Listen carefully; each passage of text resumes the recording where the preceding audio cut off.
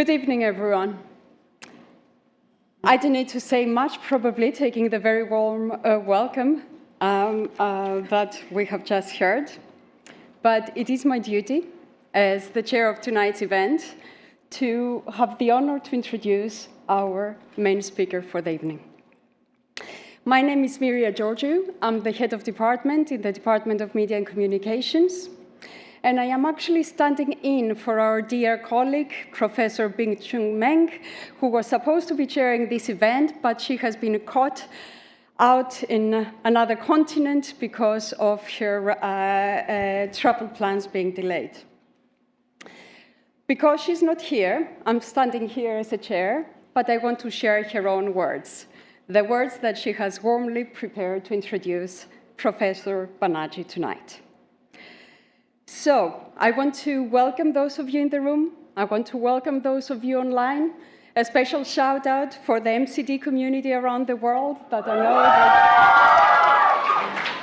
that are joining us from different parts of the world. So these are the words that Professor Bing-Chun Meng prepared for tonight's event. It is my great honor and my personal joy to welcome you to this long overdue inaugural lecture by Professor Shakuntala Banaji. Let me begin, not with the usual curriculum vitae, but with something more important. Shaku is, first and foremost, a person who pays attention. Anyone who has sat in a seminar she has led or shared a corridor conversation with her will know what I mean. She listens with a kind of full-bodied and hard attention that has become almost revolutionary in the age of distraction. That kind of radical attentiveness is the hidden architecture beneath everything she has built as a scholar and as a human being. As a teacher, Shaku is quite simply transformative. Her students do not merely learn a discipline, they learn a way of being in the world. They learn to ask whose knowledge counts and whose is erased, to follow an argument wherever it leads, even when it is uncomfortable, and to bring both intellectual rigor and genuine compassion to the questions that matter the most. As a mentor, she gives time she doesn't have. She replies to the panicked email sent at midnight before the Viva, not that I'm encouraging you to do that. She reads the draft that is not yet ready to be read. She sits with a student who lost a sense of direction, not to offer easy consolations, but to think alongside them, until a way forward becomes visible again. In the neoliberal academy that is both fiercely competitive and hierarchical, Shaku has chosen again and again the ethic of accompaniment over the economy of prestige. As a researcher, her scholarship is breathtaking in its ambition and its precision. Her work on media, youth, politics, and ideology, spanning across South Asia, Europe, South America, and beyond, refuses the false comfort of simple narratives. She has mapped the ways in which young people navigate propaganda, desire, democracy, and disillusionment with an analytical eye that is matched only by her deep empathy for the people whose lives she studies. And that is going to be the focus of her talk today. Speaking still through the words of Bing-Chun Meng, as a friend and comrade, those of us lucky enough to occupy this category know something the footnotes do not capture. We know the generosity on her table. We know the fierceness of her loyalty and the warmth of her wit. We know that she shows up in the picket line, in the seminar room, and in the Solidarity March. Her commitment to social justice is not a rhetorical stance or a professional identity. It is the animating force of the life lived with extraordinary coherence between what she believes and what she acts. Shaku has always believed and taught those around her to believe that another world is not only necessary, but imaginable. That is the most difficult thing to sustain at the current historical conjuncture. Not just anger at what is wrong, but genuine, evidence-based, clear-eyed faith that things can be otherwise. And so it is entirely fitting that tonight's lecture is titled Infinite Justice, Political Cosmologies that Protect Our Future. I need now to share with you some housekeeping information, just to remind everyone to keep their phone on silent or switched off, to remind those of you at X that you can comment on tonight's event by using the hashtag LSE Events. This event is being recorded, and hopefully it will be made available as a podcast. After Professor Banaji's talk, we will have time for Q&A, and we'll invite questions both from the room and from the online audience. And after the event, we invite you all to join the reception just at the atrium outside. With this, it is with great pleasure that on behalf of Professor Meng and on behalf of the Department of Media and Communications, I present to you Professor Shakuntala Banaji.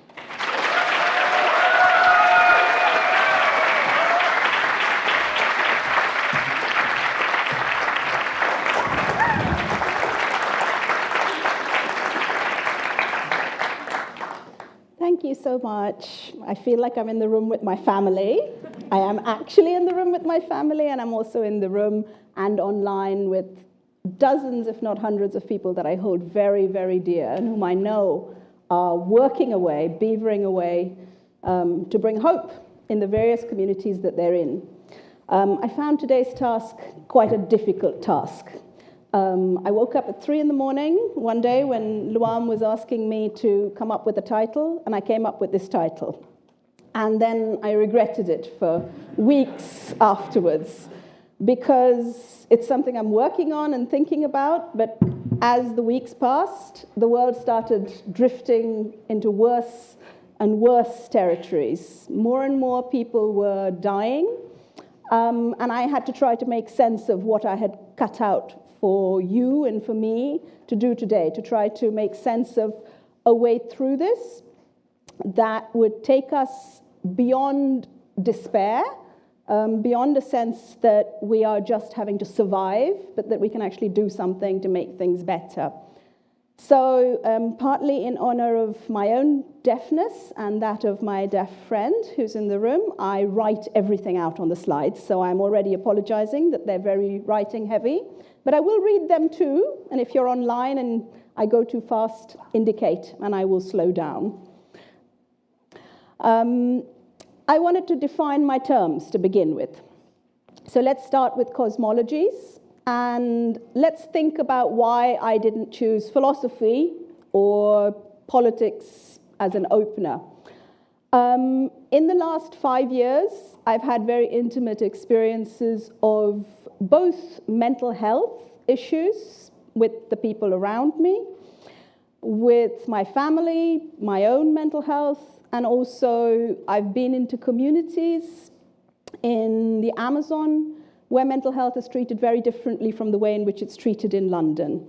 And I think the way in which one includes or excludes is more than a philosophy.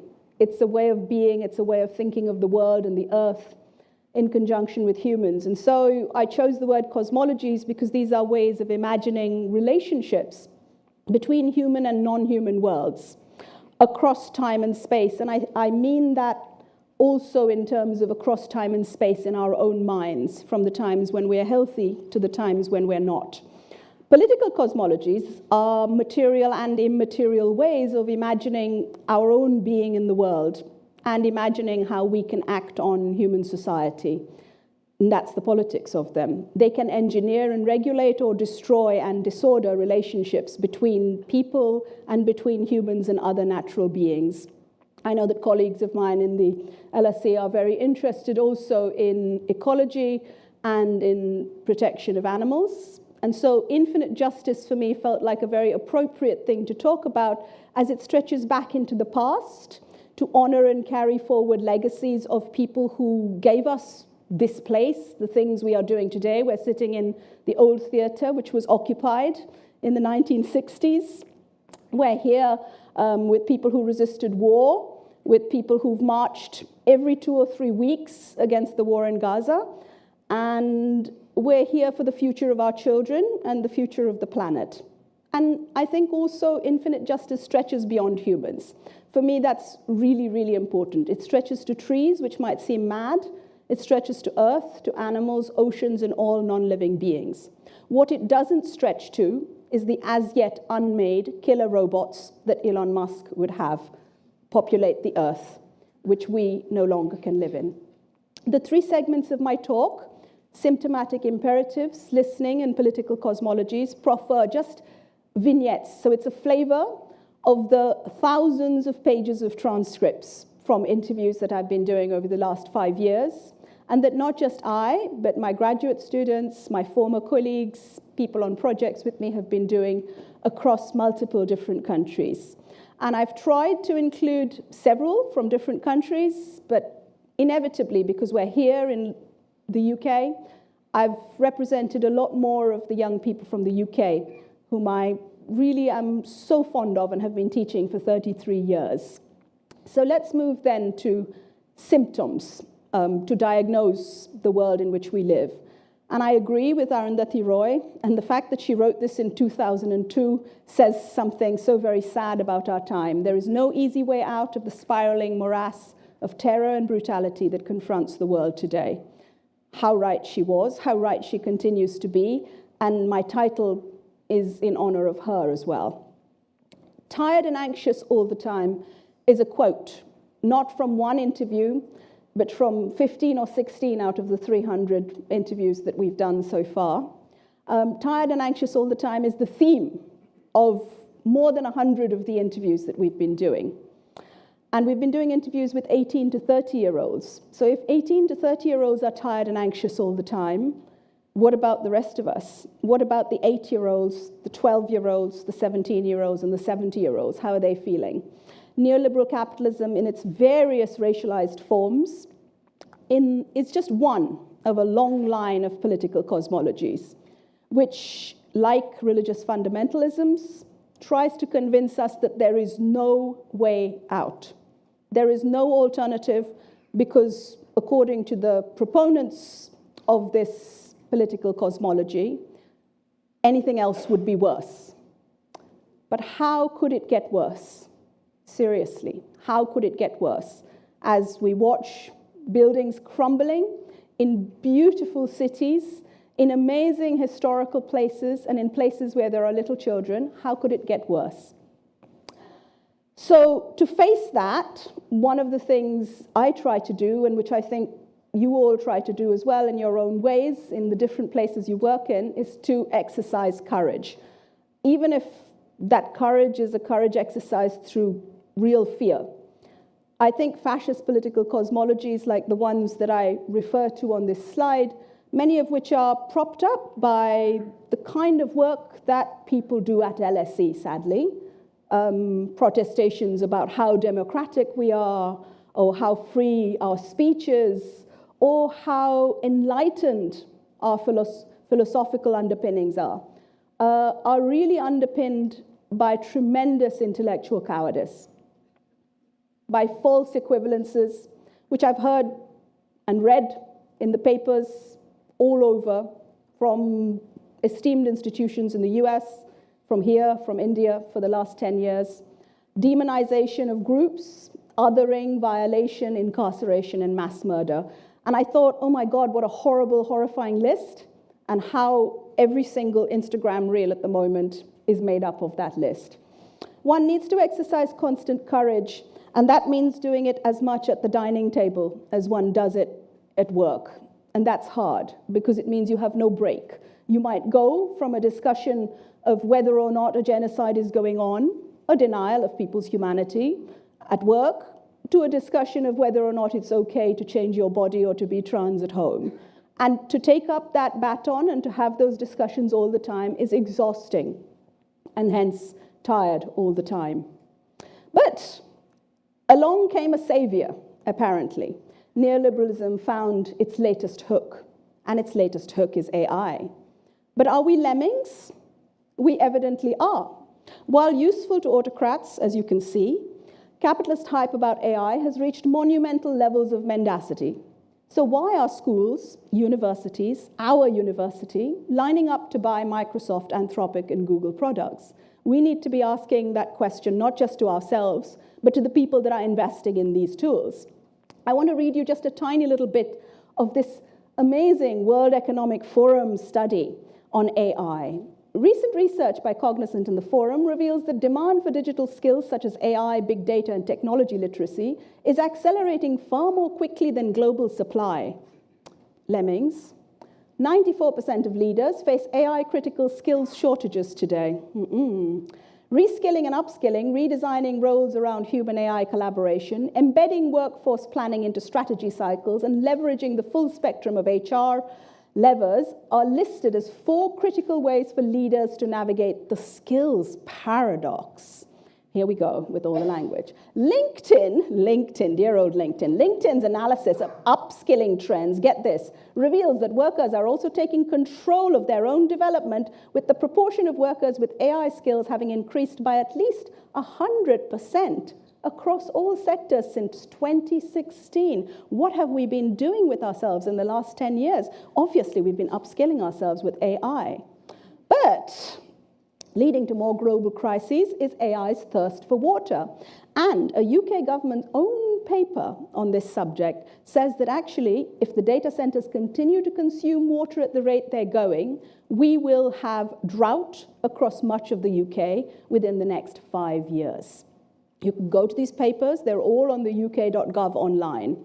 So it feels like an apocalypse sometimes.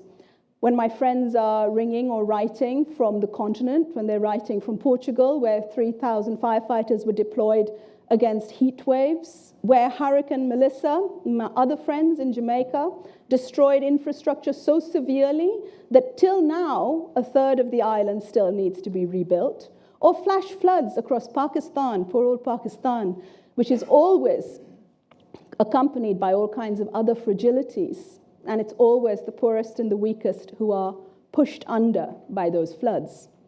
So what would it mean to have intellectual honesty about this at all costs in the university? Well, it would mean that the university didn't suddenly ditch the arts and humanities and decide it was going to spend all of its money and all of its talent and all of its phenomenal institutional power pursuing new schools about AI. That would be one thing that we would do.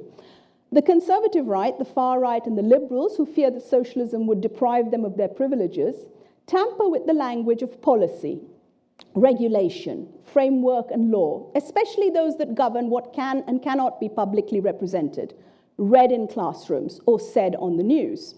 These groups have expended considerable energy building false binaries and equivalences, a moral inversion, which I don't tell you because I think any of you can't see it for yourself. I tell you because it makes me so angry that I just need to say it. If you will, between people who are against torture, war, and discrimination, and those who are torturing, making war, and genocide. There is an equivalence because they talk about a spectrum. The far left, those evil people that want free schools and gardens, yeah? And the far right, who'd like to get rid of half the people so that they could get more money. Most insidiously, they've persuaded once liberal public media and universities to intellectualize these false equivalences and to theorize the past and the present through terms like polarization, my particular bugbear, and neutrality, something LSE prides itself on. Well, and this is where, if my child didn't have his headphones on, he could tell me off severely. I say, fuck your neutrality, seriously. To resist this, we have to treat everything as evidence, gather and validate evidence in systematic and creative ways, place history and historiography at the center of every single discipline. Increasingly, I feel, there is literally no point having an education if you don't do history all the time, constantly hold people to account. History is not just yesterday. History could be what happened and what was misreported in the minutes of a meeting in the institution that you're in a school, in parliament. History is what disappears from those minutes after the minutes have been written. And who gets to control that narrative? The vast right-wing ecosystem thrives on myths and lies repeated transmedially across television, across radio, across all kinds of memes on social media, and on disinformation and propaganda. Here, the building of tech systems that function through biased AI and Gen AI and the co-option of mainstream media work in tandem with all kinds of mainstream media outlets. Chaos can then be diagnosed as a symptom of liberal decay, the fallout from contemptible social justice initiatives, as they did. After 2020, after George Floyd and the protests, suddenly there was a massive backlash. And suddenly the diversity initiatives started by institutions like this one became a threat to the freedom of speech of everybody. And they had to be rooted out, root and branch. And they're treated with that kind of authoritarian control. Under cover of chaos, public capital finds its way into private hands. In India, in Turkey, in Brazil, here in the UK. And public utilities like schools and hospitals are usurped. Fascism can then arrive as a liberator. It does it all the time. The solution to liberal, moral, and political decay. And of course, I'm not going to contest the fact that there is liberal, moral, and political decay. The fact that they opened the door for fascism is evidence of that. So we have to then, on top of getting up and making breakfast for kids who don't really want to go to school because school is too stressful, including the midnight phone call from the person whose thesis is not quite ready but has to be submitted, including watching people on the bus reading reform leaflets and talking about getting rid of the migrants from the country, we have to recognize fascism and resist it in all its many guises. And its guise might be a government minister speaking about the people, or its guise might be someone turning down your right to take up a scholarship because there are too many migrants, because fascism comes in many guises. Here is a very brave person that spoke out beautifully, that spoke out powerfully against the fascist regime in Brazil and was murdered for it. And the Franco sisters, the one alive and the one dead, both have contributed massively to the fight against fascism across the world, not just in Brazil. But of course, cycles of elections mean that when one dictator goes down, another one is on the rise. So you might think, okay, the progressives have won the elections, let's take a break, because you want a break, right? Everybody wants a break. But no, because Bolsonaro is in prison, drinking champagne, grooming his son to take over. So the next fascist dictator is on the rise. In the next segment, I'm going to barely be able to get through it, but I'm going to read the words of many, many young people that I've interviewed over the last 5 years. And I'm mostly quoting from people I've interviewed, though I have a few that have been interviewed by others. So I could tell you 100 things about them. The transcripts are 40 pages long, but I'm trying to shove it all into one short quote. Samidul from London says, I'm from 3 generations of transport workers. I lost my mum to cancer, age 13. That was a long and sad story. Now a junior doctor earning minimum wages, working back-to-back 13-hour shifts, getting to watch the NHS being ground into mince. This is a very London thing, but I think we'll know what he means. Not even sold, yeah? That would have made some kind of fucking sense. It is being systematically wrecked, flushed for free. That's what capitalism does. That's what privatization does. Dad thought he could be proud, but all our neighbors do is complain about the NHS and us junior docs going on strike. And they're right to complain, of course. My girlfriend and I meet each other once a month because of her shifts and my shifts. I would definitely say that we are in love. These were taken from 2 slightly different paragraphs. I've joined them together, but I want you to see the continuity. I want you to see the we are in love and then what happens to that. And recently she was thinking about leaving London and going to volunteer as a medic in Gaza. But I can't do that. So it would be the end of us too. Everything in my life feels fragile and futile, but I can't think too much about it because there are always forms to fill out. Maybe I need therapy. Does that resonate with any of you? Maybe I need therapy? Yeah. Not everyone who calls themselves a feminist is a feminist. This was kind of a fun one. I have a theme running all the way through the interviews around people who call themselves feminists and then who go on to say something really outrageous. But also people who are genuinely feminists. So I'll start with Callie, who's 27, perhaps old enough to know better. We broke up because he turned out to be a monumental fuckhead. Our values and beliefs didn't line up. He was always online watching porn reels or in the pub making jokes about females and the gays and trans people, and I won't use the words he uses. As a sexual assault survivor, I can't. And even though he was 5 years older with a job and could be sort of sweet with gestures like wanting to take me to Wimbledon, he was to which I said no thank you. He was ultimately so full of hate, just a walking red flag. I never thought myself a feminist before, but if I want to have kids and real love, I must become feminist. And I like it that she said, I must become feminist, not a feminist. I just must become feminist. And here's another one. Please don't label all Indians like this, but this is one I particularly struggled with the whole interview through. She was a walking red flag. I'm not ready to get married. I still wanted to make a name for myself in my field, animation. I'm a feminist, you know. I'm like, okay, cool. But my parents have fixed up the rishta, that's the relationship. So I have agreed. Might as well go along since I don't like anyone else at the moment. My last boyfriend was a cheater, so she's modern. You know, she had a boyfriend.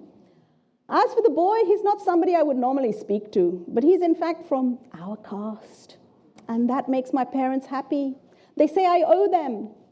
And that's true. For this reason, the wedding will happen, whatever. Let's see what happens after that. Wish me luck. Oh, I wish her luck. Wow. I was like, can I be on fly on the wall at the wedding, the rishta? Let's see how it turns out. I don't want to tell you what happened because I know the rest of the story, but I'm not going to tell you because you know people like this.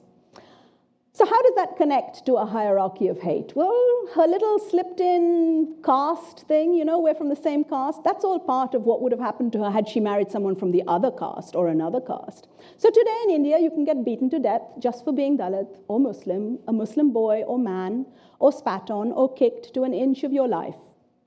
A young Dalit man wished someone happy Holi in India and got beaten to an inch of his life 1 week ago. 1 week ago. You don't even have to say anything. I'm a visibly queer person. And then this person goes on to describe how it's almost impossible getting on buses. They've been removed from buses because the bus driver and the conductor could not tell whether they were male or female and were insisting on them revealing what they really are. I have a friend who writes poetry about being a queer Muslim girl, and she gets an incredible amount of hate from other Muslims for being queer, and from other queers for being Muslim, and from people in general for being queer, Muslim, a girl, whatever. It's a delightful world. Historically oppressed groups, however, are doing the heavy, bloody lifting. This is a random one. I've used it before. I always like it because I like Megan Thee Stallion, but anyway, she got shot. She was just great at what she did. She was just being her, and she got completely destroyed for it. It's just the disrespect of a black woman in the media. Have any of you watched, there's a documentary about her life out, which she kind of made and authorized, which is very interesting to see what happens in that and how she progresses through talking about herself. I see you've seen it. There's been hundreds of murders in America, and nothing happens. They just get killed and no reports, nothing like that.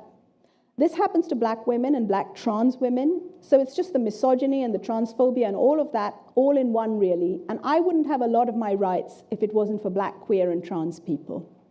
And I respect this interviewee. They're not from the community, but they see that. They see it very, very clearly.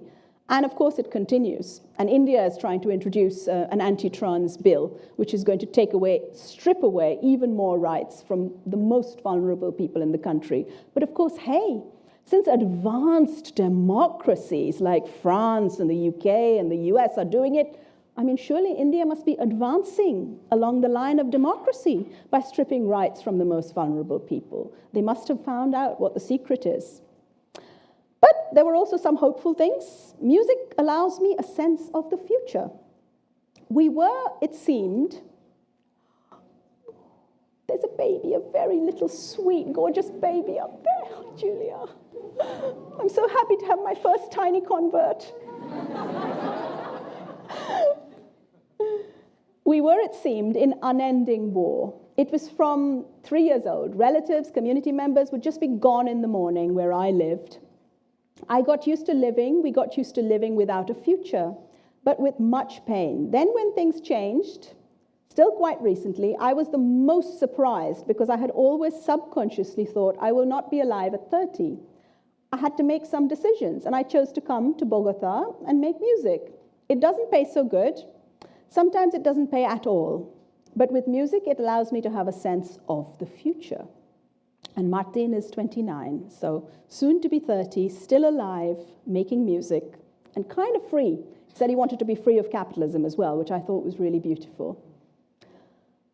Those who uphold the life of the species, this one really had my heart. This is what I did on my sabbatical in 2024. If any of you suffered because I didn't teach you that term, I was in Peru.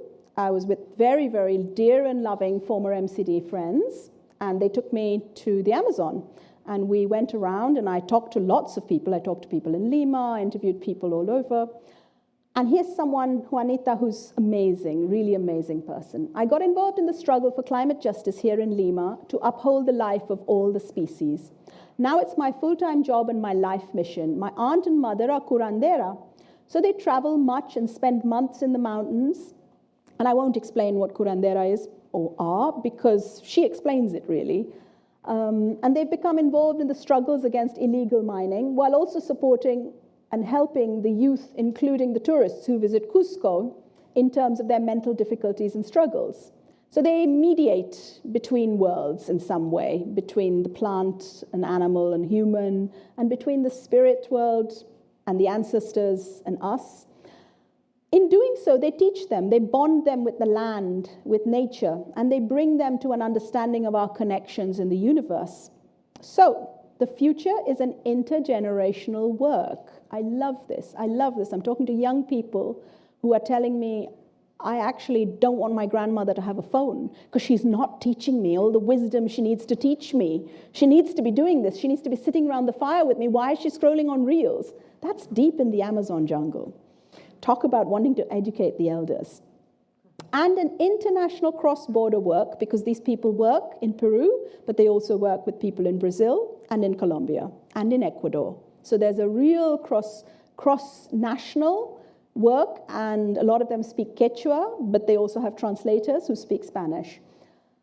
And an international cross-border work to preserve our nature, our trees, our rivers, our fish, our mountains, and thus, and I love that and thus, that is the political cosmology, and thus ourselves and our visitors and all cultures. And I know if there are any of you who work on Africa or in Africa, the concept of Ubuntu will be very much at the surface of your thinking when you read this.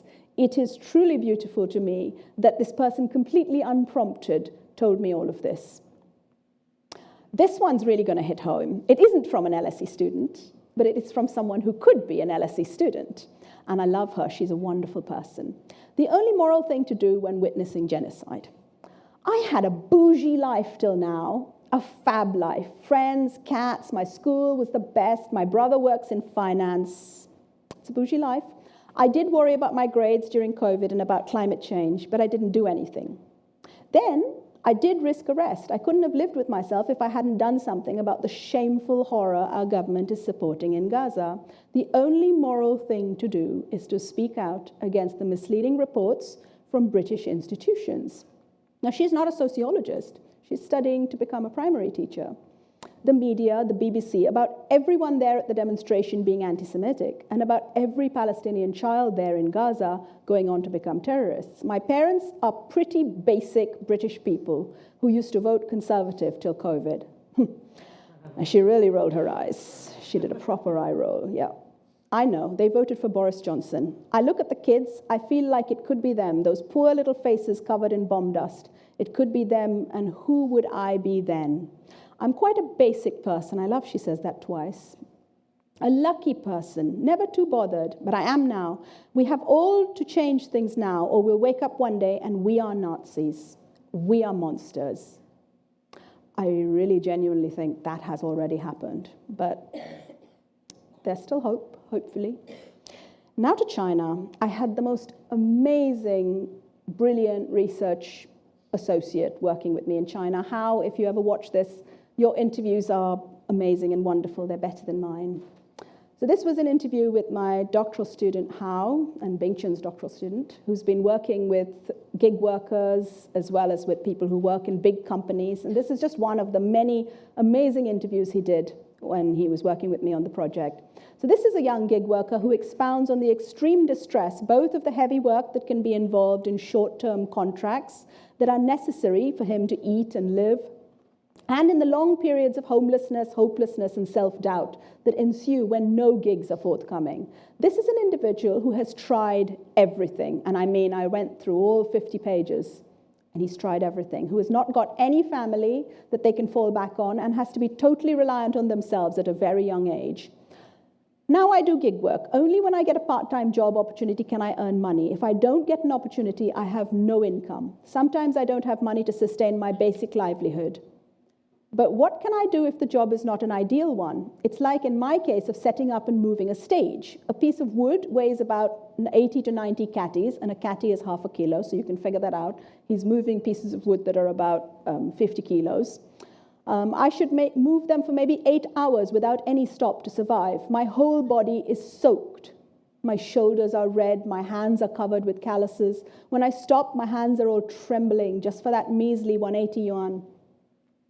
I didn't get a job for half a month in a row now. I've become really irritable. I can't sleep all night long. During this period, I think about my future life and I feel like crying, but my tears have dried up. Sometimes I couldn't even afford food and tube tickets. I don't have any, so I can only borrow money from others in a low voice. That's shame. Shame is huge for many, many people. And sometimes others will post my poor situation as a joke on their WeChat moments.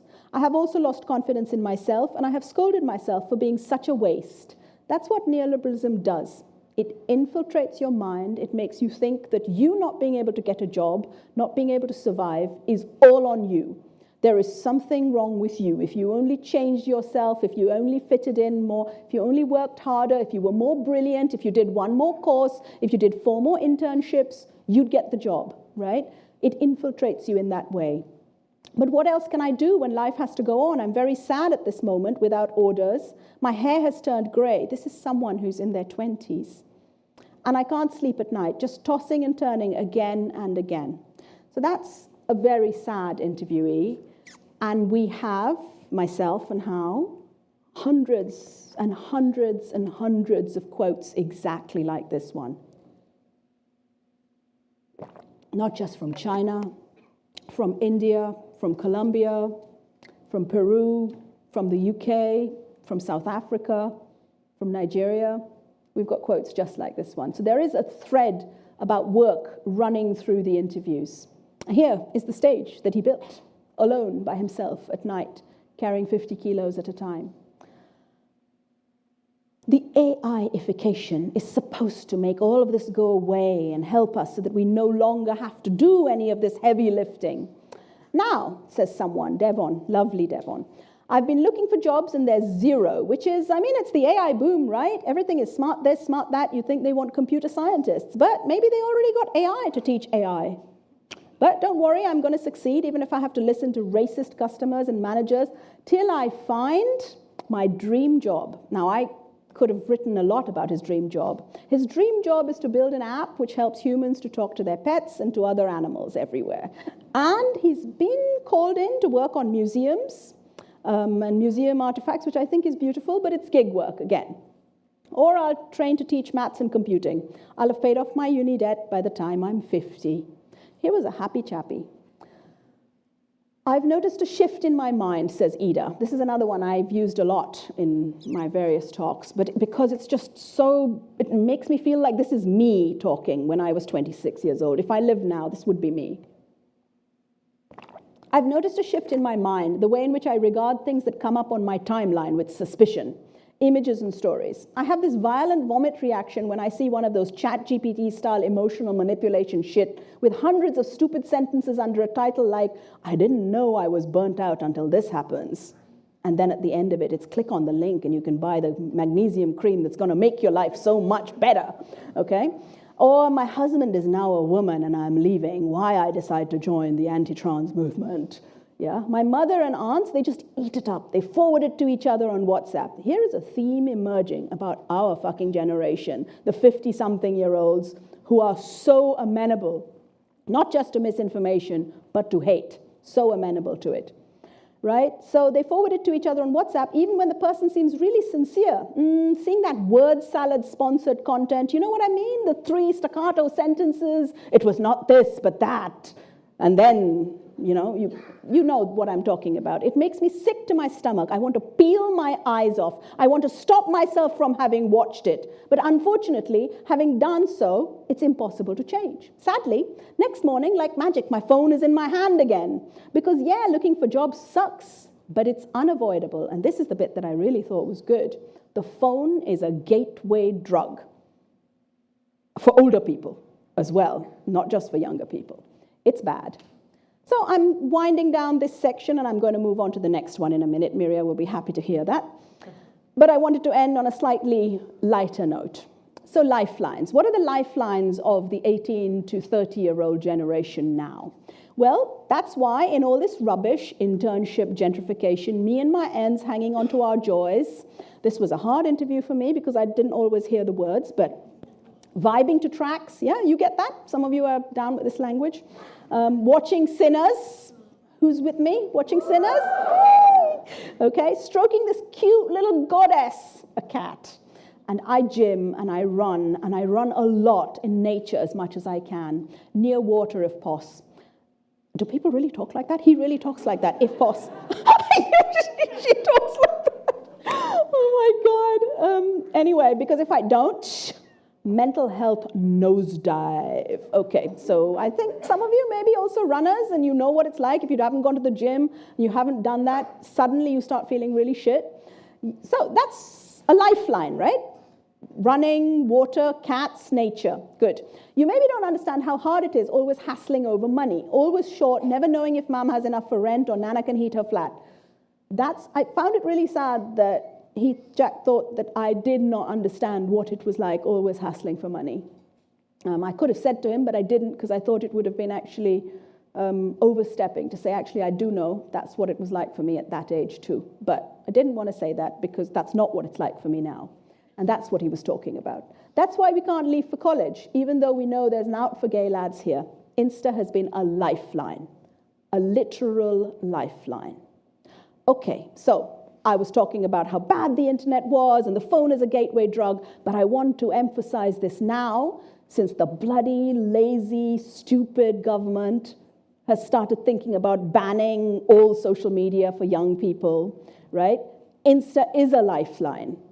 And it's a lifeline for people who are already stuck in really difficult circumstances. So because they don't want to regulate their friends, and they don't want to actually make the people in power do something to change internet architectures, they're just going to take it away from the people who are actually least of the problem and leave it with our generation who are spreading all the hate.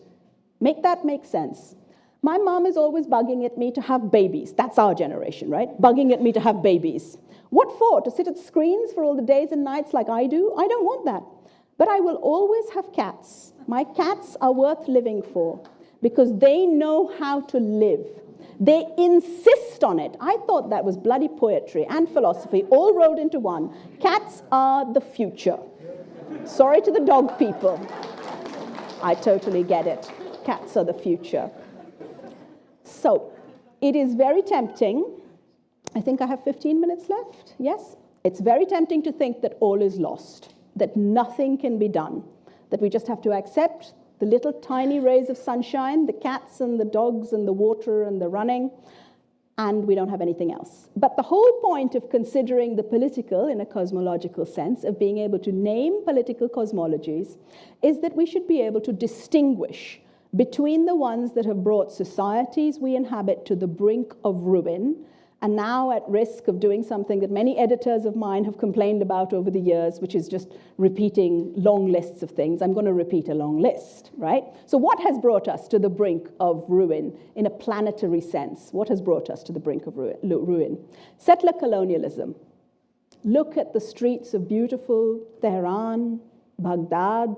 Look at the streets of beautiful Isfahan, Beirut. Look at the streets of what once was a thriving, however sad a place, Gaza, a thriving Gaza. I want you to look at the thousands and thousands and thousands of olive groves that have been cut down, burnt down, bombed down, just in the course of the last 2.5 years. Okay, so settler colonialism.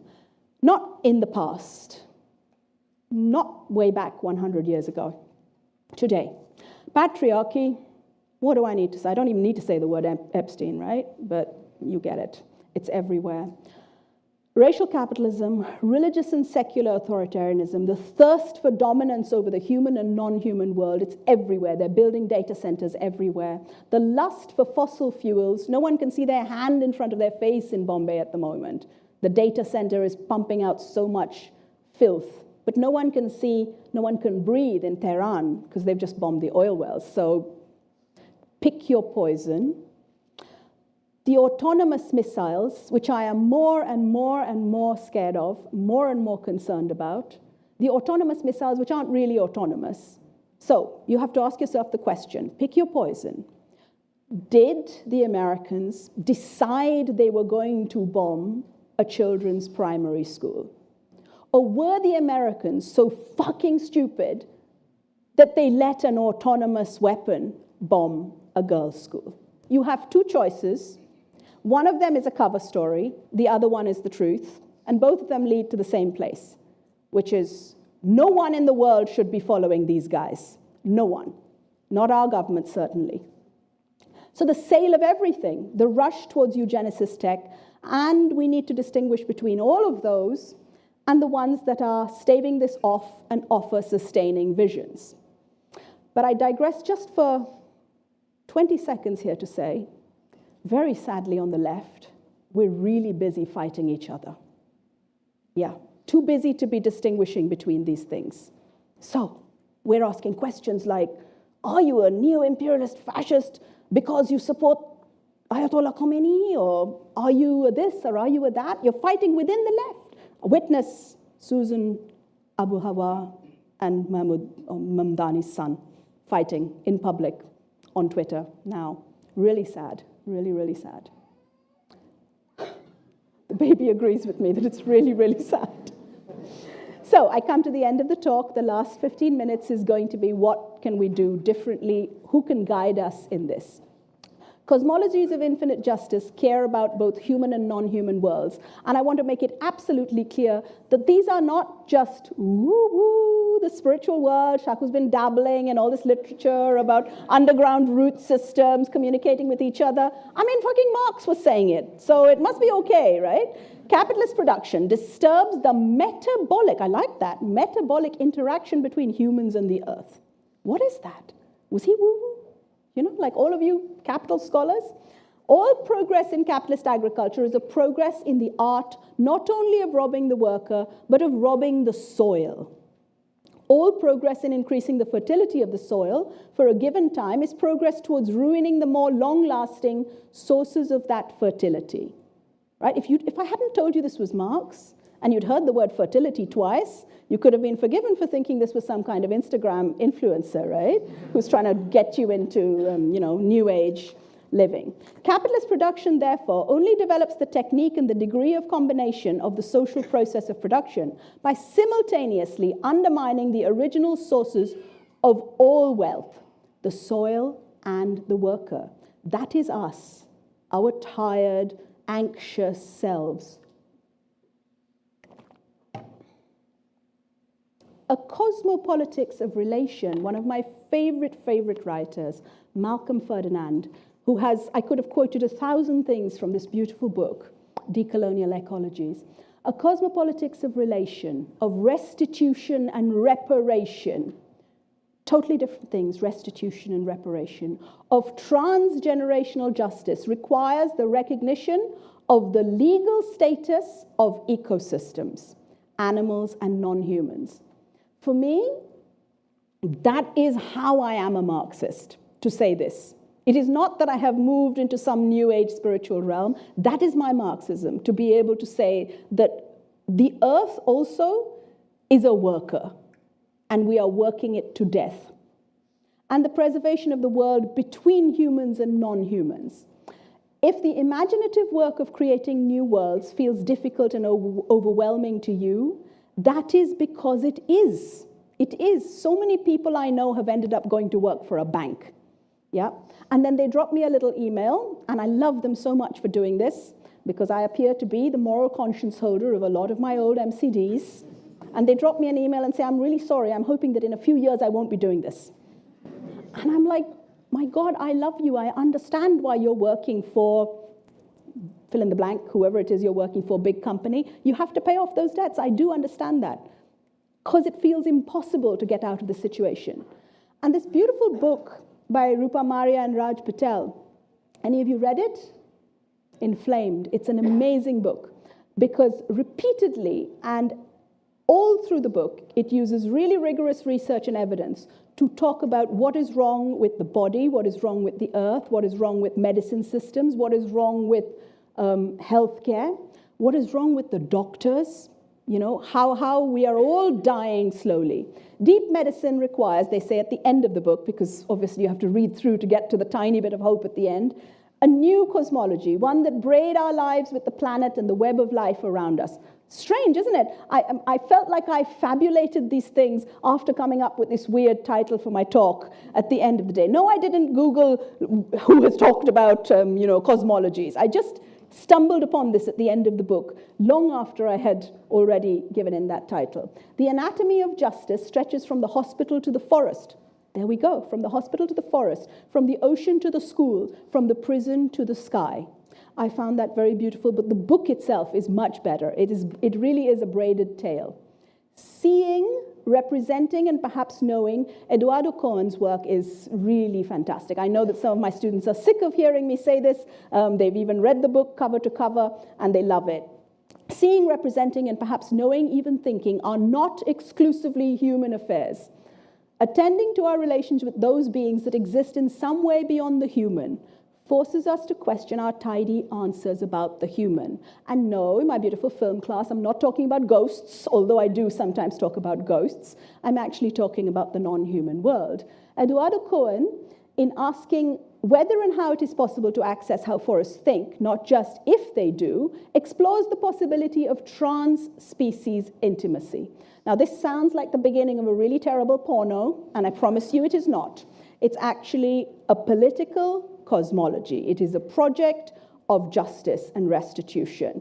Really, it pushes the boundary of our imagination of relationality far wider through acknowledgement that animals and plants and birds and trees make and read complex matrices of signs, and that's why this is a media studies book, because he talks about Charles Peirce for about a third of the book. He's talking about the ways in which animals and forests make sign systems to guide us and to tell us, this is what you're doing wrong. Don't do it, or danger is here, or we're going to get you if you do that. We're going to get you. You're going to be flooded. There's going to be a mudslide. They tell us, and they tell us, and they tell us, and we do not heed it because capitalism, obviously. Through acknowledgement that animals and plants and birds and trees make and read complex matrices of signs in attempts to know humans and to communicate with us. I want to give a shout out to my beautiful older son, who is not here today, but whose artwork I'm using liberally. Visionary feminism is a wise and loving politics. Love cannot exist in any relationship that is based on domination and coercion. Males cannot love themselves in patriarchal culture if their very self-definition relies on submission to patriarchal rules. When men embrace feminist thinking, and I'm so happy today to see so many beautiful feminist men in this room, whom I've worked alongside for 16, 20, 25 years. I think you really know what I mean, yeah? Males cannot love themselves in patriarchal culture. You're just not allowed to. When men embrace feminist thinking in practice, which emphasizes the value of mutual growth and self-actualization in all relationships, their emotional well-being will be enhanced. A genuine feminist politics always brings us from bondage to freedom, from lovelessness to loving. But remember, not all people that call themselves feminists are genuinely feminists. And I'm thinking back to all those absolutely rotten Happy Women's Day messages I got just after the bombing of the Minab school. Yep, there was a lot of that. But from lovelessness to loving is something I'm always aiming for everywhere I go. Feminism holds that the gesture of rebellion is inexplicable, and at the same time, the only rationality that liberates us. Today, we see a battle for political spirituality. I'm seeing my signs everywhere in the streets, and I think it is political spirituality. Veronica Gago, wonderful, amazing book, Feminist International. Anybody read it? Highly recommend it. What are the implications for feminisms of the latest forms of postmodern imperialism that stalk the globe? Asked our own Anne Phoenix and Avtar Bra many, many years ago and are still stalking the globe today. So this is the problem, I think, that how are we going to respect the non-human? How are we going to respect the non-human when we don't even respect the human? When we want to dehumanize the human. With mass violence, the problem is immensely complicated, since the wrongs are not only committed against persons, but against the concept of personhood itself. Now, this quote, this beautiful quote from Chris Manjapra, brings me all the way back to the work I was doing when I was an 18-year-old, and I started reading Toni Morrison's Beloved. And I was in a philosophy department, and I was really interested in the concept of personhood. What made us human? What makes us human? And that is the question that Toni Morrison asks in every one of her books, again and again and again. What makes us human? When people are trying to dehumanize us, take away our subjectivity, teach us that we are less than animals, what keeps us human?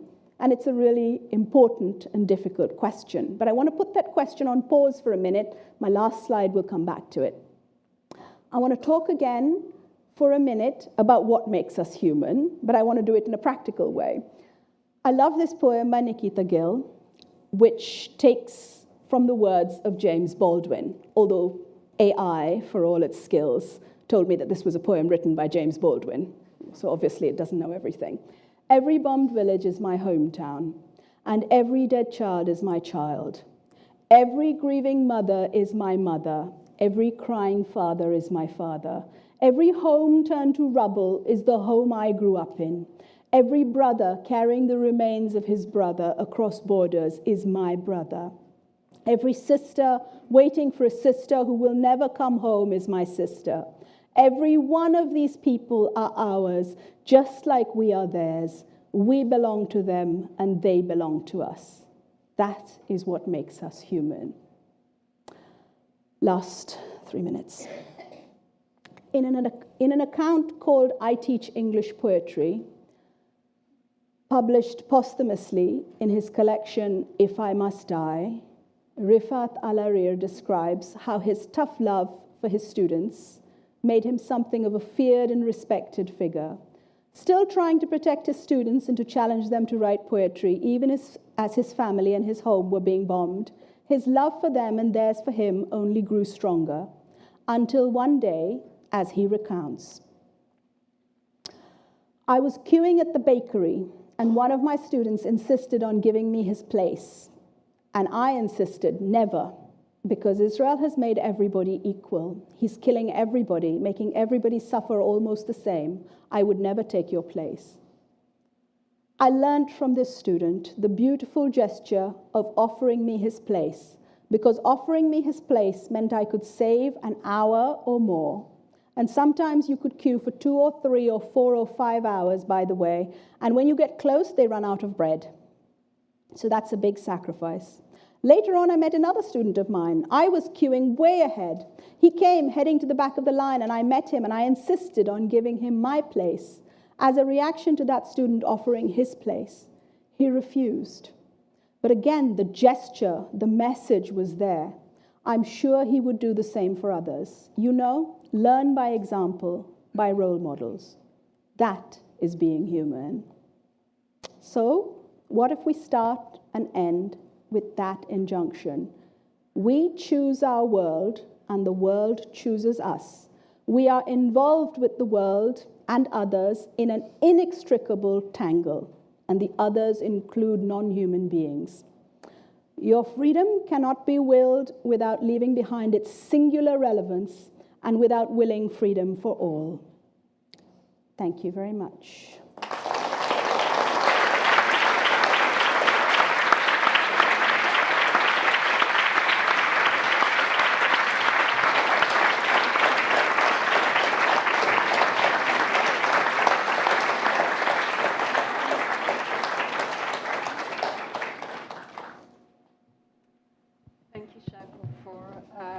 such a wonderful talk. I'm sure that it has generated so much thinking in the room. We don't have so much time. I will invite rounds of questions. I would like to invite you to identify yourselves before you ask the questions. And I would like to invite, hopefully, 2 or 3 questions to start with. Any hands? We have one upstairs. Please bear with me for a minute.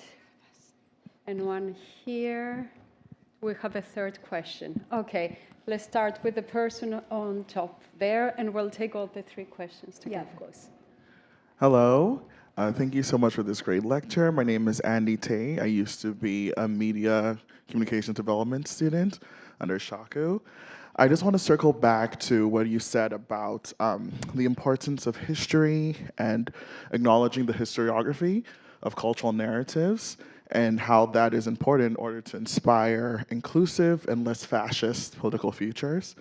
Moreover, how do you imagine making knowledge more accessible across different educational and knowledge acquisition divides in order to inspire political cosmologies that are more inclusive and, as you said, feminist in a way? Thank you. We'll take the question here. Hi, Ali Naswe, current MCD student.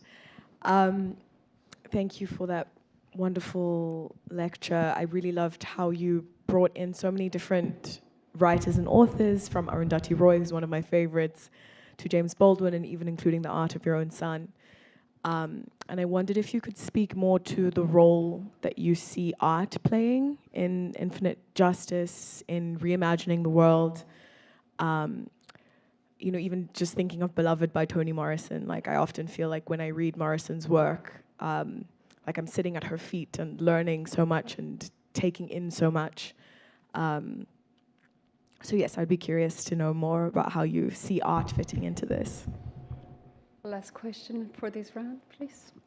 Hi, I'm Amya. I was also an MSc Media and Communications student, graduated in 2023. At some point you mentioned how one of your students felt guilty about taking, I'm assuming, a corporate job, and said that in future they would want to come back to doing what is that matters to them most.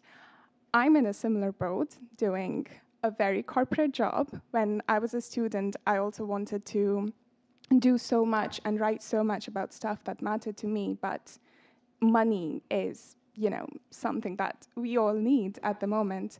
And my sort of primary concern is that when I finally reach that point, when I have financial security to do what I want to do, it would be too late. And I think that is something that I think about, I think too much. And I love, you know, maladaptive daydreaming, thinking about the day when I'm finally doing something and I'm with the people, with my friends, with my professors. But it seems like it would be too late. So what would you say to people who constantly live in that fear? Thank you. Okay, thank you. Great questions. Great question, Andy. How to make knowledge more accessible? Well, I have a tiny manifesto that I've written about this because I really think it's important that we realize that everywhere is a classroom. So it doesn't matter where you are. And some of you who are chatterboxes like me will recognize this. Whether I'm waiting in the swimming pool for my kids' swimming class to finish and I'm chatting to the person next to me whom I've never met before, and we're talking about something, I know that I can turn everything to politics.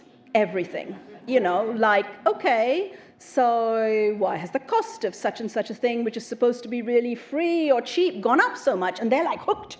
Because like you, they're also worrying about money all the time. And actually, that's okay. I know I'm doing my thing. I'm doing the political organizer thing. But 2 weeks later, I've got that person's phone number and they'll turn up to the anti-privatization protest at the Lewisham shopping center, you know? So everywhere is a classroom, and I think making knowledge accessible is not about saying, come to LSE and sit in a lecture theatre. It's about saying, in your life, what does your experience tell you about injustice? What does your experience tell you about inequality? And how are you solving that problem? How's it working out for you? Are you sleeping okay at night? with the things that you are okay with, the fact that, you get your weekend because those cleaners are working 18-hour days, are you okay with that? And actually, everywhere is a classroom because you're also learning about these people. You're talking to them. I've had interviews with people in India who are absolutely cool with injustice. They're really down with it. They're kind of vibing injustice. And they're like, these people were born to pick up my shit. Yeah, and I'm learning about them. I'm learning how far I can push them. And I want to segue into answering your question, because absolutely everywhere you go, you can make a nuisance of yourself, right? Right from the word go. So you're in a corporate job, right? How can you fuck it up, right? How can you really get these people thinking about how scummy they are? Yeah, you do that, right? So you're already doing it. I don't even need to tell you that. That is just such an important part of understanding. Obviously, there are public libraries, and public libraries are wonderful, amazing spaces. You can do a kind of therapeutic work in public libraries, but you can also have events because there are space, and you need space for these kinds of things, but also all spaces are places where you can teach. And you can teach just through experience, or you can make a blog or a film. And here I segue to your point, which is I think that all of those people that you talked about, James Baldwin, Toni Morrison, Nikita Gill, these are people who, whether it's on Instagram or it's in a published book, what they are trying to do is they're trying to turn politics into something that is absolutely viscerally accessible to everyone. Not that Toni Morrison is accessible. I mean, my God, I spent nights, wrestling with her prose. But I think art is accessible. If it's on a wall, if it's graffiti, if it's in a museum, it doesn't matter. It's really accessible. It's a way of actually saying, this terrible thing is happening. If you think of Guernica and then you think of Gaza, I see the two things side by side. The sad thing is the market in art, obviously, the market in production. But, we've got to take little bits of glimmers of hope from wherever we can. We've got to understand that we've got to make alternatives to markets. Without letting AI steal our ideas. We've got to have alternatives to markets. I think art and literature and humanities are the heart of, in fact, I'm going to say this it's like a sacrilege to say this in a social science institution. I would just let social science go and just have art and literature and music. We would be so much happier. Yeah, especially get rid of the economics. God, yes. I answered your question. We'll have another round of questions on this happy note. So we have one. Any online? Are we taking any online questions? In the following round. So let's have another round here. We have 1, 2, 3. So we'll go in a row. Okay, thank you, Shaku. It's a pleasure to be seated here and listen to you once again. My name is Zainab, and I'm a former MCD student. But this question is also from Kirti, who is online, and a former MCD student. I'm sure Shaku knows her. She asked 2 questions and refers to 2 incidents. She says, I have not been able to stop thinking about the rows of small graves of young girls killed in Iran by the American missile strike, and about the defense secretary mocking their deaths by demanding to know what girls were doing attending school to begin with. And then she also talks about AI being used in war by ICE and how she watched a clip of the CEO of Palantir responding to a question about AI being used in Gaza, saying that, yes, it is killing people, but these people are terrorists. Then she asked, in a moment like this, where violence is both technologically mediated and publicly justified with such certainty, what does justice actually mean? Is there any justice for families who lose their children and loved ones in wars they had no role in? That's the question. Thank you. We'll move down the same row. Hello, I'm Tuan. I'm 16. And thank you for your focus on young people. I think it's really empowering. But I would say I do quite a lot of political work, and I live in South London. I've talked to a lot of young people, and they're really disillusioned. And it's really it troubles me a lot. And I've also talked to a lot of people who are living in really harsh conditions. And I've noticed that the people who care are the people who can afford to care. So all these people who are suffering so much, they just don't care anymore. And I was just with young people and these people, what have you like seen? What works to help them like have hope again? Yeah. Please pass it on there. Thank you. Hi, thank you for the lecture. Slightly unrelated, but I'm interested to hear your thoughts. In the UK, we're seeing an issue across the political spectrum about freedom of speech. To one side, you're getting pretty reformist sort of hate tweets, which are actually getting prison sentences. But on the other side, we're also seeing the prescription of Palestine action, which is some extreme action. I'm interested to hear your thoughts on to what extent should we have absolute freedom of speech and how it should be policed. It's a great question. Thank you. Thank you. Okay, I'm going to take all three, and I actually think all three questions are related to each other. So what does justice mean when you're looking at extremely powerful people making fun of the murder of hundreds of little children? Actually, they weren't just girls in that school in Minhab. There were boys as well, and I want to acknowledge that. So many little boys killed there as well. So looking at that row of small graves, I think different people will make decisions about what they're going to do. And I have no doubt in my mind, in answer to both of your questions, that sometimes there is something worse than being completely alienated, disaffected, and silent. It's becoming so angry, so enraged, so hurt, and so harmed that you're going to go away and harm other people. And I think that is worse. That is worse. We're seeing it in 12-year-old boys who are joining Boko Haram in Nigeria and kidnapping and blowing up 11-year-old girls. It's really terrifying. We're seeing it in the UK, in the rise of extreme misogyny, people sitting online all the time, like even in 8-year-olds playing Roblox, like using misogynist language and talking about, really queer-phobic things. So there are things that are worse than being completely disengaged. But of course, I want to come to the disengagement. So in order to answer your question and your question together, I would say that one experience, just one experience of taking some small action and seeing justice happen, even if it's the tiniest thing, you complained about something, someone's pissing in the stairwell of your council estate again and again and again, and you did something about it, and you actually found that that worked. And even if it wasn't you who did it, your auntie did it, or your cousin did it, it actually works to give so much hope to that entire community. So one example was the attempted closure of a huge hospital ward or the A&E in Lewisham. And lots of young people were really politicized. Young people who had absolutely no hope of anything were politicized by that because it meant so much that their nan could come to the accident and emergency, and they came out on that campaign.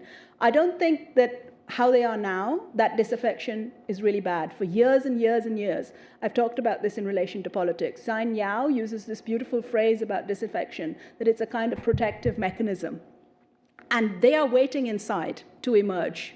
It doesn't mean it's the end. It's a bit like if you've had trauma, dissociation briefly protects you in a way from the horror that you're going through.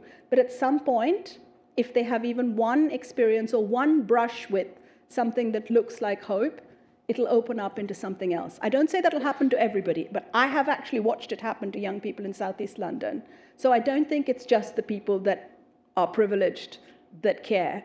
I've seen some of the people who've been displaced in Somalia come to London, living in council estates in East London, and they're the ones out there protesting about the children in Palestine. They know what it feels like. So they didn't allow it to stop them completely, and they're not privileged by any means. But I really do appreciate I sympathize with your anxiety that this is where the story ends. It ends in cynicism.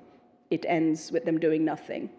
And to answer your question about freedom of speech, I think freedom of speech has now become an almost meaningless phrase used by politicians all across the UK. I want to hang on to something about freedom of speech, but I want to say that there are always limits. And of course, life is the limit, number one. Humanity, humanization is the limit. Dignity is the limit. If your freedom of speech is against somebody else's right to life or right to dignity, then your freedom of speech needs to be curtailed. And I would say that as much about my freedom of speech as I would about yours or yours or yours. So who are the people who want absolute freedom of speech? They are people who want to dignify robots and dignify speech above the life of babies and little girls. And you should always call them out. It's a bit like that rhetoric about polarization. You know, what do you want? Those evil leftists who want free childcare, you know, on one hand, and those Palantir CEOs on the other hand. Which can you choose? It's so dangerous on the ends. Let's just come to the middle and have a mush between them, right? Palantir CEOs, you know, running gardens, et cetera, with robots, whatever. What do you get in the middle? And I think that's false. You need to reject all these false narratives, these false equivalences that this is the same as that. So me telling you that you can't call someone a cunt in a classroom, that's not me interfering with your freedom of speech. You calling someone out, saying that you cannot be trans, that's interfering with their dignity of life and living. That's not you challenging their freedom of speech. That's you challenging their freedom. So I think we need to bring back the meaning to words by insisting on not having this mushy terrain in the middle between two extremes, which are actually fake extremes.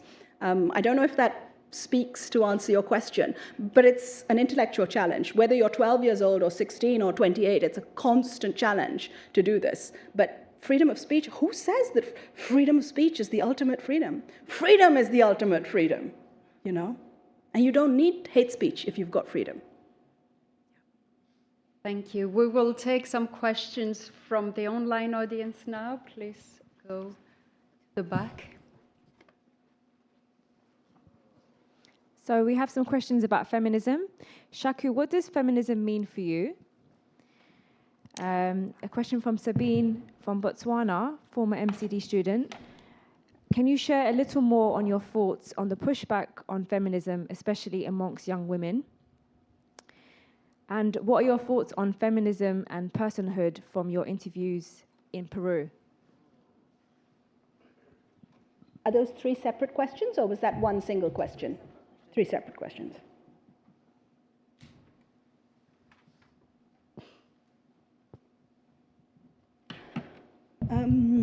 Answering what would feminism mean to me is like a whole hour of talking. So you've actually set me off. So I'm going to start with feminism and pushback against feminism amongst the young people that I've talked to. Yeah, a lot of people that I interviewed, and this is a lot of people that I interviewed, said that they wouldn't want to call themselves feminists. And they said I wouldn't want to call myself feminist because, and you name it, feminists are killjoys, they're boring, they're sad, or feminists are, and this is interesting, coming out of China, there's this huge new discussion in China about misandry. And of course, it's yet another one of those sort of free speech type misdirections. But it's like, oh no, feminist means you hate men, you're so horrible, you're oppressing men.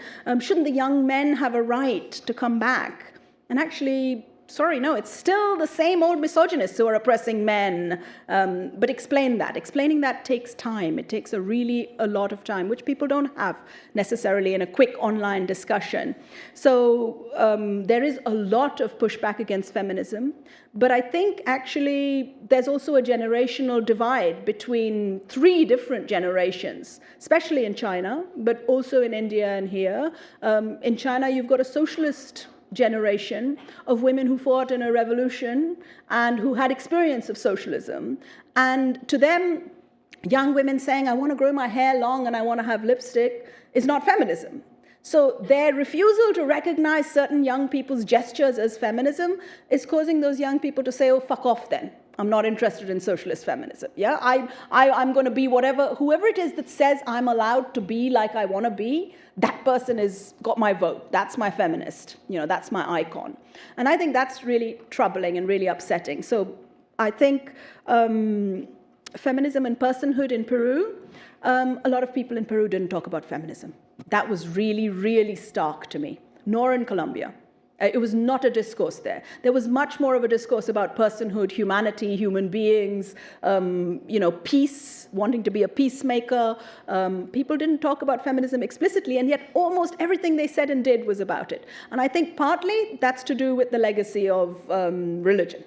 There's an enormous push of Catholicism across Peru. It's overwhelming. It's almost sort of breathless at moments. I did meet people, in fact, one person who thought women's empowerment, they talked about women's empowerment, and they talked about the church empowering women, by telling them not to have abortions, and the church empowering women to do various things. So there was a different discourse there. But by and large, the indigenous women I spoke to were unbelievable feminists. They were out there protecting the trees. They were working in organizations in the fields, raising kids, doing all kinds of things, making their children into feminists in many different ways because they had that whole sense of personhood. So coming back to the first question, what does feminism mean for me? It doesn't exist for me outside of a framework of socialism and humanism. So I would say that you have to make choices, and your choices constantly make or unmake your feminism. You could be a feminist for 40 years making certain types of choices, and then you can make a choice that is misogynist. That is quite possible. The idea that you become a feminist, you stay a feminist, and you can never do anything that is destructive to boys, for example, to young boys, that you could be a feminist, and if you slap your kid, that's a feminist slap? No bloody way. But I've met people who think that that's okay. I'm making my kids tough, yeah, so that they can be feminists, yeah? But if you go on and then you're slapping your kids, that is not my feminism. That is not my feminism. Okay, we have very few minutes, and maybe we'll take 2 quick questions for final also comments from Shaku. I think we'll take the 2 on the top because you guys have not had many chances. Hi, Shakuntala ji, thank you very much. Thank you for your such eloquent expression of an attempt of trying to leash this rabid neoliberal dog armed with the fangs of corporate power and military forces. I was wondering that while I was listening to you, do you think that the retreat of welfare state, which is intertwined with the rise of the neoliberalism, does it also imply that it is the rise of the traditional ruling caste, for example, like in India, Brahmins and Baniyas, and what they are doing of the Indian politics at the moment? Second question, which is related to that, do you think that the state socialism could be a potential panacea, if not a panacea, the next step forward to form the responsible governments, or should we insist on that, the thinking, educated lot? Thank you. Thank you. And we have a question on the front. This will be the last question, and then we'll go to final comments and responses. Thank you so much for such a brilliant talk. I learned a huge amount. I have a question, which is, you spoke about how genocide and the horrific things happening in the world today can be seen many times in history, and we can learn from history to understand the atrocities that are happening today. I wondered whether, trying to kind of understand the future, whether we can find optimism in the past or whether we're trying to look for it in the world around us. And in pockets of optimism in the world around us, how does that get transposed into industrial societies, that you can kind of build a garden that works, but you can't necessarily build a city that works? Should we be looking for optimism at the moment now, or is it not appropriate given the level of suffering? Thank you so much. It's great, 2 great questions. I'm not sure I can do justice to that in 2 minutes, but the rise of the neoliberal state. So you're suggesting that the rise of the neoliberal state is also connected to caste and race politics, yeah, and that it is dismantling the welfare state, and that actually that feeds the caste and race politics. Well, you've diagnosed it quite correctly. I think that's absolutely accurate. I think it's much more likely that we'll have anti-migrant and racist and casteist sentiment taking hold and embedding itself in places where there is no welfare, where people have had their rights stripped away, where care has been demolished. Whether socialism is a panacea for that, that's sorry? State socialism. No. The answer is really simple. No. It has to be a social revolution. It has to come from people. It cannot be state socialism. But I will say something. I've just come back from China, and there are a lot fewer really, really devastatingly hungry people stripped of their dignity in China, even now, years after China has capitulated to neoliberalism, than there are in India.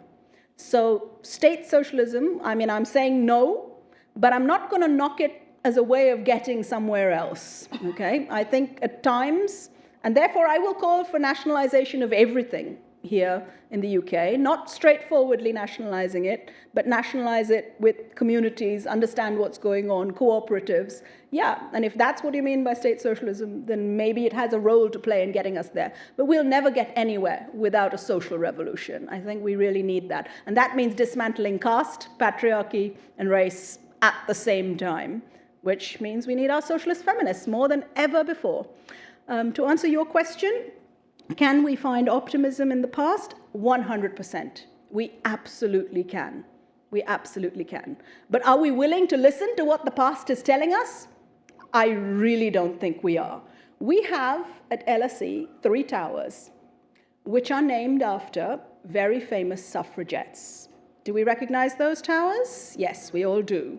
Right. So we honor the suffragettes. We have buildings named after revolutionaries. We have a statue of Baba Saheb Ambedkar. And yet we are so chicken shit that at LSE we have to be neutral all the time. We cannot call out dictators when they come to speak on the stage to the public. We can't even say something impolite to them. We can't even use the word genocide sometimes because it's too dangerous. And we have to give more respect to AI and machines, weapons of mass destruction, than we do to the bodies which are piled up. So we are not listening to the hope that history gives us. The Warsaw Ghetto gives us hope. People who stood up for each other in prison in the 1970s. The Matan Solidarity Refuser Network in Israel, where there are young people as young as 16 and 17 standing up and saying, I want to be a conscientious objector, that gives us hope. The anti-Zionist Jewish people all over the US who are now rejecting and refusing to believe in these kinds of hateful frameworks give us hope. It's not just the past, there is hope in the present. Would I say optimism? Absolutely not.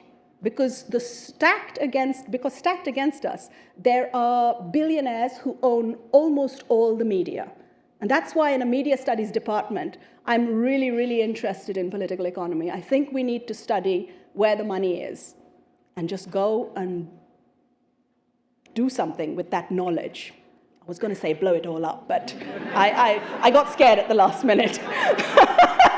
I think that's a good place to end because I'm tired enough to say that.